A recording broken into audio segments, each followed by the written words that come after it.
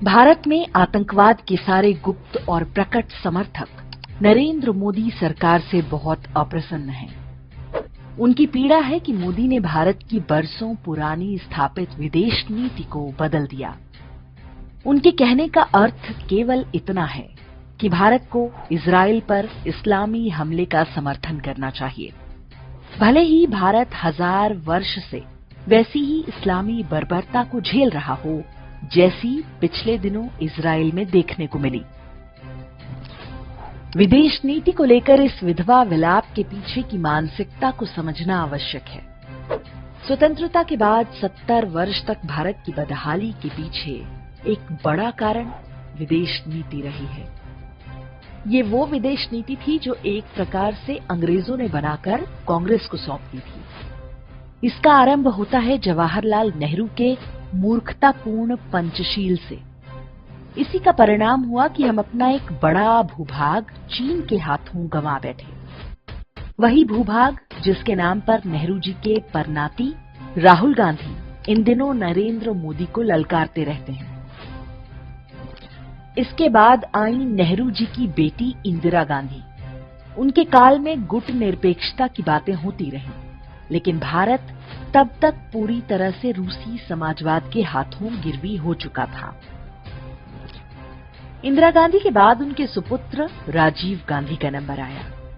उन्होंने बिना किसी तैयारी के श्रीलंका में शांति सेना भेजी और भारतीय सेना को अपने लगभग 1200 जवानों और अफसरों का बलिदान देना पड़ा, वो भी बिना किसी कारण।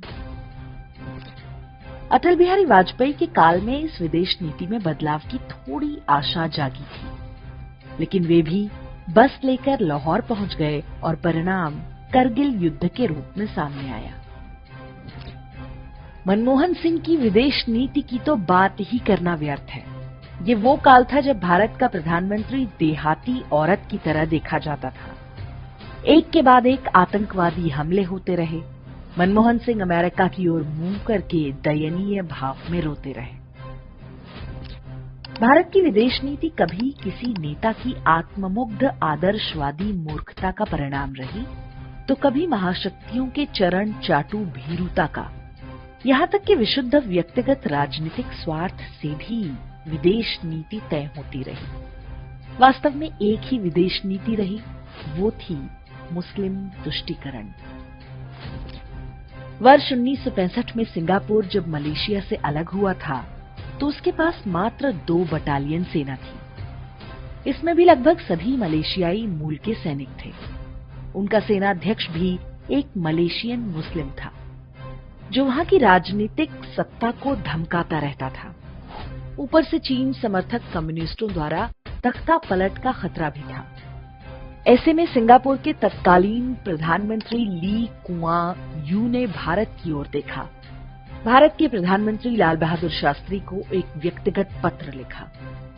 उनसे सिंगापुर को नई सेना बनाने और सैनिकों के प्रशिक्षण में सहायता मांगी। ली कुआं के आश्चर्य का ठिकाना नहीं रहा जब शास्त्री जी ने उत्तर में एक शुभकामना संदेश लिखकर भेजा।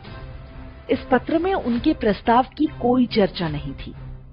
जब सिंगापुर जैसी रणनीतिक लोकेशन पर चीन की नाक के नीचे भारत को एक सैनिक अड्डा बनाने का अवसर मिल रहा था, तब भारत ने उसे केवल इसलिए अस्वीकार कर दिया था क्योंकि उससे एक मुस्लिम देश मलेशिया नाराज हो सकता था।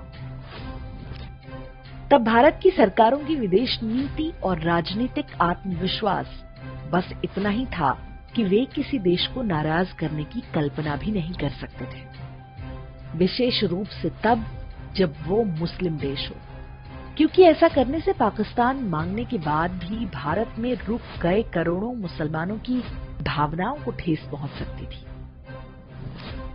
पहली बार ऐसा हो रहा है कि भारत की विदेश नीति को ना तो खुद से ओढ़ी हुई नैतिकता और सिद्धांतों का मोह है और न ही महाशक्तियों में से एक का पक्ष लेने की विवशता। आज हमारी विदेश नीति केवल एक कसौटी पर तय होती है, वो है सेल्फ इंटरेस्ट अर्थात अपना हित।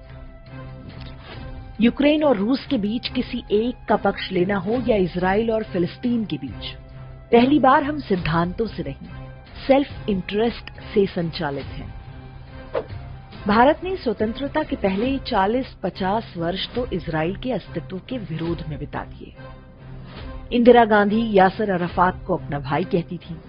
परिवार से रिश्ता ऐसा कि इंदिरा गांधी ने उन्हें नेहरू शांति पुरस्कार और राजीव गांधी ने इंदिरा गांधी शांति पुरस्कार दिया था, जबकि यासर अराफात 100 से अधिक देशों में आतंकवादी घोषित था और उस पर 2000 लोगों की हत्या का आरोप था। कश्मीर के विषय पर उसने हमेशा पाकिस्तान का समर्थन किया, लेकिन भारत की विदेश नीति हमेशा मुस्लिम तुष्टीकरण के आधार पर चलती रही। पहली बार वाजपेयी जी ने इजराइल और फिलिस्तीन को बराबर का दर्जा देना आरंभ किया।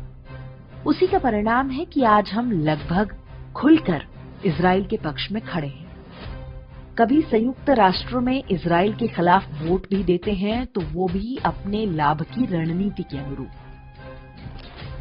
इसी प्रकार जब रूस और यूक्रेन में एक पक्ष चुनने का दबाव बनाया गया, तो भारत ने सस्ता तेल चुना। मोदी सरकार की इसी नीति के कारण जब पूरे विश्व में तेल और गैस का मूल्य आसमान छू रहा है, तब भारत में इसके दाम लगातार नियंत्रण में हैं।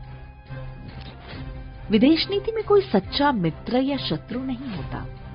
ये कोई प्रेमी प्रेमिका वाला प्रेम नहीं होता। इसमें चीन जैसे शत्रु के राष्ट्रपति को भी झूला झुलाया जा सकता है और अमेरिका जैसी महाशक्ति में अपनी पसंद का राष्ट्रपति बिठाने का प्रयास किया जा सकता है। विदेश नीति दिल्ली के किसी पॉश कॉलेज में पढ़ने वाली लड़की से डेटिंग की तरह है। उसको दिल्ली पहुंचते ही प्रेम में पड़ने वाले यूपी बिहार के लड़कों की तरह डील नहीं किया जा सकता। अच्छा है कि ये खेल अब हम सीख रहे हैं।